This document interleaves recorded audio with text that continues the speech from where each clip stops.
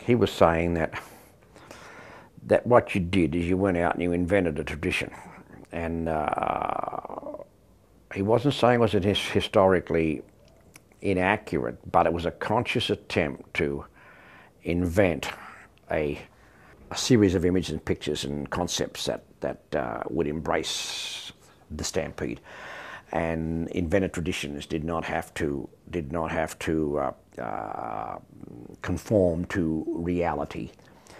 And he made the excellent comment that many festivals that we think in Europe are quite old and not. They're quite recent, and they too are in many ways invented traditions. And there's nothing wrong with an invented tradition. You know, that's what Stampede is, an invented tradition, because there were open range ranches from early 1880s, and but the sorts of association with the Stampede, you don't see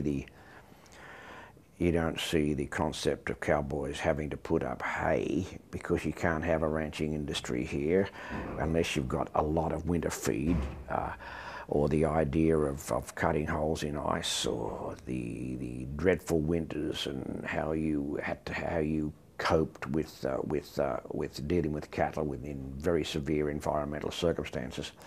I know there was no such thing as a classic dress of the cowboy. I mean, they dressed in anything that was warm and durable. And so there are a lot of stereotypes that we think about ranching that weren't applicable to the Canadian experience. And Weatherall sees this whole idea of building upon these invented traditions to make something that was continuous. One of the things he did say very well, I thought, was that the fact that other towns and cities started to duplicate the Stampede very, very quickly, and that gave it.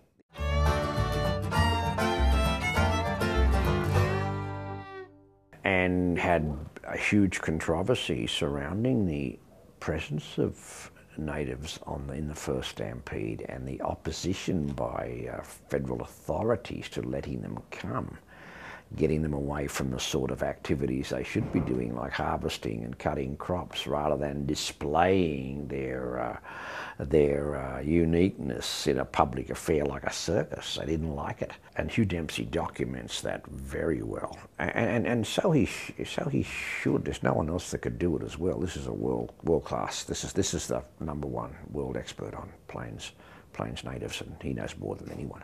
He documents that very well and talks about the location of the Indian village and the sorts of debates and negotiations that went on, and how I think what he does point out that how integral the natives have been to the Stampede, and in a way the need to participate in the Stampede every year, and the need to cultivate authenticity, has led the First Nations themselves to a greater care of certain artefacts. You know, they become more conscious of their own traditions and artefacts in order to be authentic when they came to the Stampede. And Dempsey brings this out quite well, I think.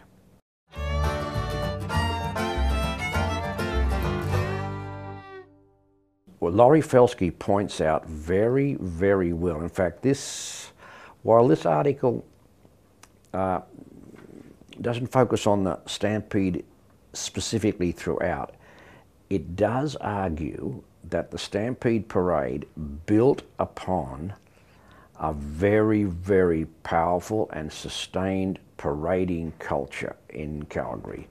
I think he would argue that parading cultures were pretty strong in all small towns, because they had to be. There was one form of social expression, public social expression, and that this powerful parading tradition enabled Calgary to encompass the Stampede Parade in another line of the continuum. And I think it's a good point that the crucial part of the Stampede, the parade, people think of the Stampede as being born out of the Wild West show tradition and the rodeo show and the rodeo tradition. but its crucial component, the parade, was born out of a very, very local small town environment.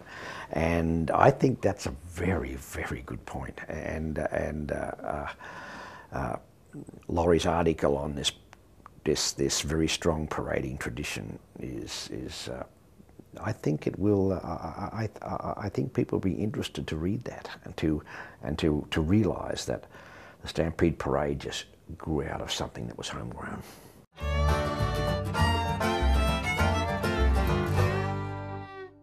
Fiona Angus's stuff on the Midway has some interesting information. The sort of society that Midway's developed, I think that's very interesting.